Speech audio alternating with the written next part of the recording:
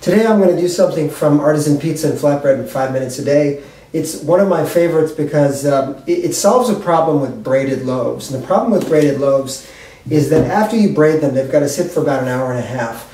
And if you want it right away, that's not going to work. This is a flatbread that's braided, and it can go straight into the oven as soon as you're done with the braid. Okay, a little bit of equipment. You need a pizza wheel.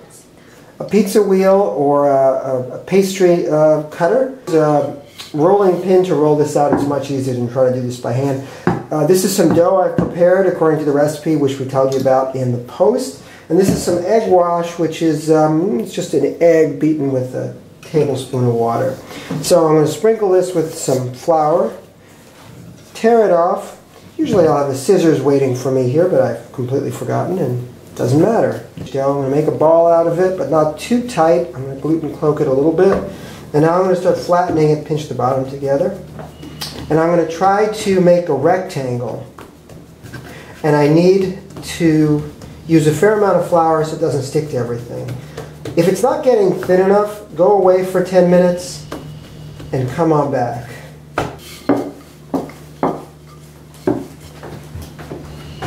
You can stretch this with your hands the same way you do for a pizza. Sort of toss it over your arm, and you eventually get a nice long rectangle. And you're going for about 1/8 of an inch thick. The thinner you get it, the closer you get it to that, the closer you'll be to not needing any resting time at all, and that's the idea. Okay, can you see the whole thing now?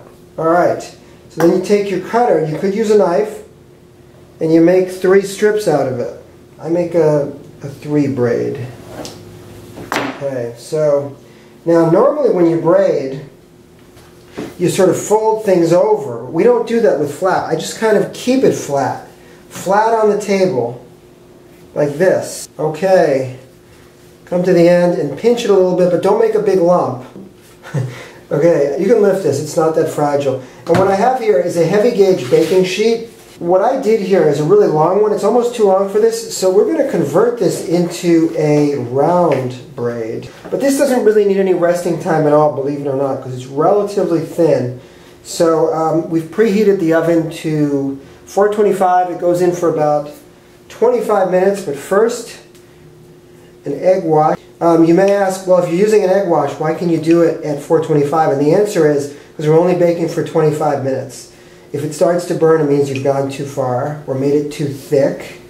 I don't expect that to be a problem with this one. The key is thinness. If these were 1.5 inch thick ropes, I'm using a pastry brush by the way, if these were 1.5 inch thick ropes or 2 inch thick ropes, this thing would need to sit for, usually we say in the books, hour and a half.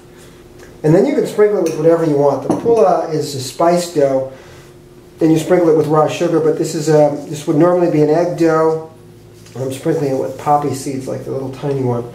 425, middle of the oven. You don't need steam because there's an egg wash. About 25 minutes, and we'll see how it looks. Here we are. It's about 20 minutes. This little guy is definitely done. And let's put him on a cooling rack.